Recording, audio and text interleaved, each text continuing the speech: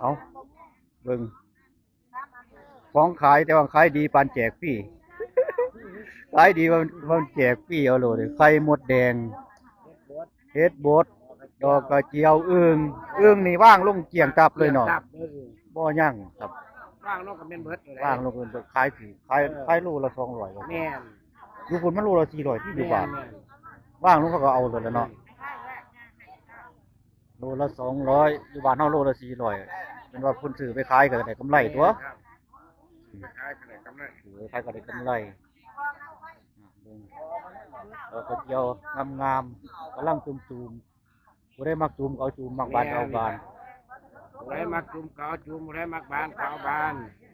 เนี่ยจะเจ็บมา โอ้ ก นี่ครับบรรยากาศหลายเด้อครับมื้อนี้หลายโอ้เต็มที่ดูถาเวลาครับถาเวลาด่านเปิดแตกวุ่นนะบ่ทานนี่แตกวุ่นแล้วปล่อยปล่อยแล้วเอานี่นะครับตรวจสิ่งตรวจของตรวจกระตรงกระตาตรวจกระเป๋าทำตามหน้าที่เพิ่นว่าทำตามหน้าที่ไผมันเนาะ ต่างคนต่างมีหน้าที่เราได้ก็ได้อึ้งมาพร้อมนี่หั่นกับเหรียญเต็มเออทุกพอดีนะล่ะทำแบบทุกพอดีโอ้เอา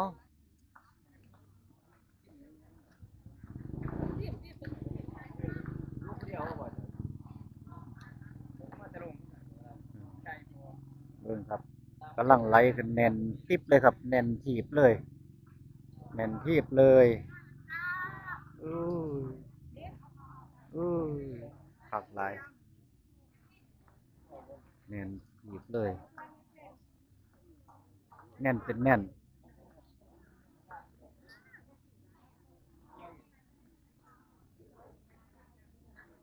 เอาเริ่มเข้ามาสนั่นสะเนื่องเลยเด้อครับเริ่มเข้ามาอ้าวนี่นะครับโอ้โหว่าเกิดยังขึ้นมือนี่ครับมาหลายผิดปกติหลังจากคุณเอาบุญปีใหม่ฟังนั้นคุณเอาบุญเหลวด้วยครับเอาบุญเหลวเอาบุญเหลวเพิ่นก็มาครับมาจับจ่ายใส่ซอยมาตะลงตลาดพ่อแตกไปบางนึง นี่ครับเต็มถีบ พ่อแตกไปบางนึงหันของมีหน่อยแล้วนั่นไปนี่นี่ของนี่แตกอันเนี้ย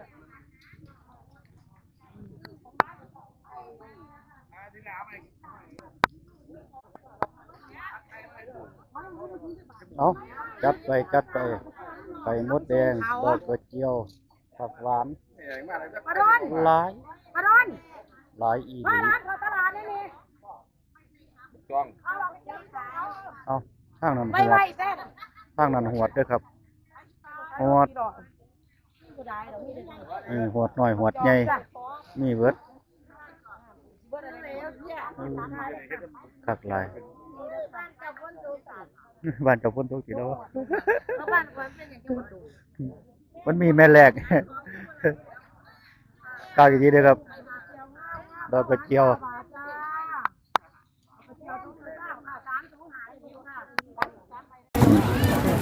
ออกแห้งแต่เสาเนาะแล้วออกแห้งแต่เสาแล้ว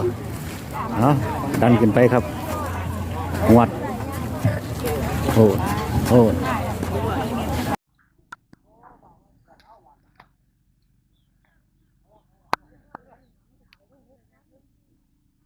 เอา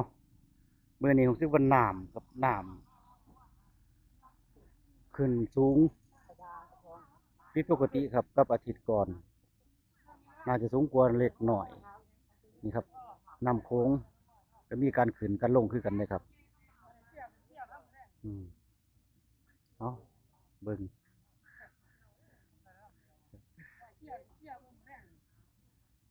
คือเอาหน่อยเอาสั่นแทนไม่ข้านน่ะโอ้ยไม่ข้านสั่นแล้ววะสุดท้ายก็จังเอาบักครึ่งหนึ่งนานเมื่อวานมาย่ำได้เฮ็ดมาย่ำนั่นได้นี่ไม่ข้านทิมไปน้ำพร้อมเอาเช้าก่อนเราบไดมาแล้ววะเอาผ้ายางชมภาพบรรยากาศ ายางมาเบิ่งไก่ไก่ชิดติดกันเอานอนไว้ๆกันเนาะหำเนาะเอานอนไว้ๆคือกัน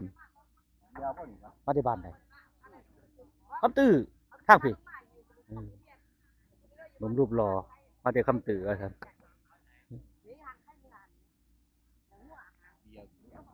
เอาดันเข้าไปหาบซี่หูหนึ่ง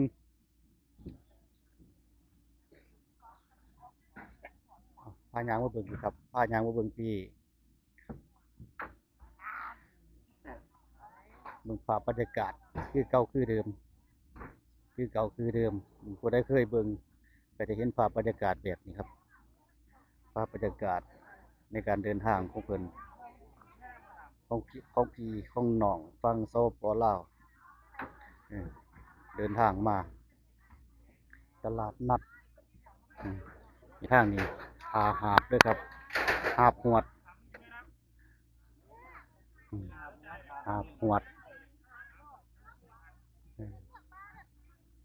นั่งขาครับนั่งขาสินค้าถ้าลูกค้าพาพี่น้องลงจากเรือแล้วก็ขึ้นไปเอาสิ่งเอาของหาบประทานนี่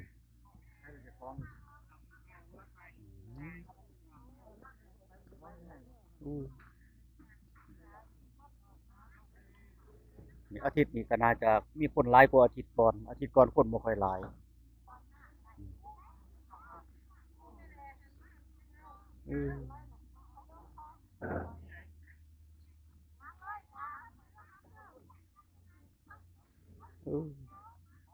นั่นคือหัวประเดี๋ยวหัวหนึ่ง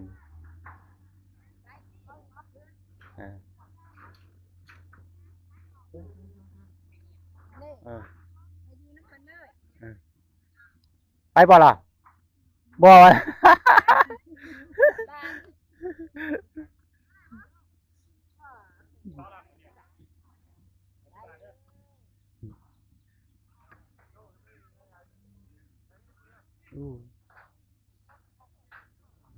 กำลังถ่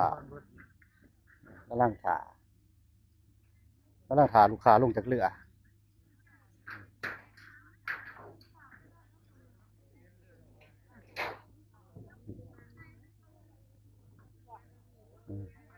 จูงมือน้องจูงมือลูกจูงมือหลานเอายางเบิ่งเอาอุ้ยเก่งแล่นจัด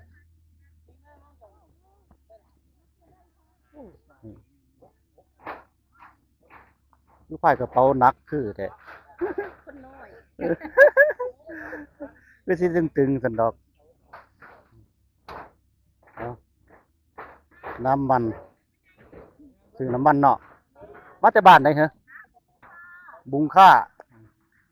เรามาแต่บุงค่าเราได้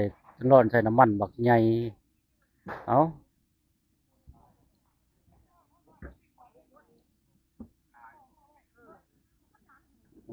เราได้หวดกับเปียด้วยครับหวดกับเปียสอนอะไรอะไรแล้วอะ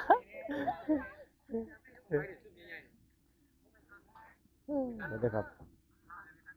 จัดลงมาเตะเทือนหลังคาผมในประธานจัดลงมาเตะเทือนหลังคาผมจะนั่นจะเนื่องเอาเดี๋ยวพาไปเบิ่งท่าผมครับเรือกำลังเข้ามาโอ้เต็มถีบ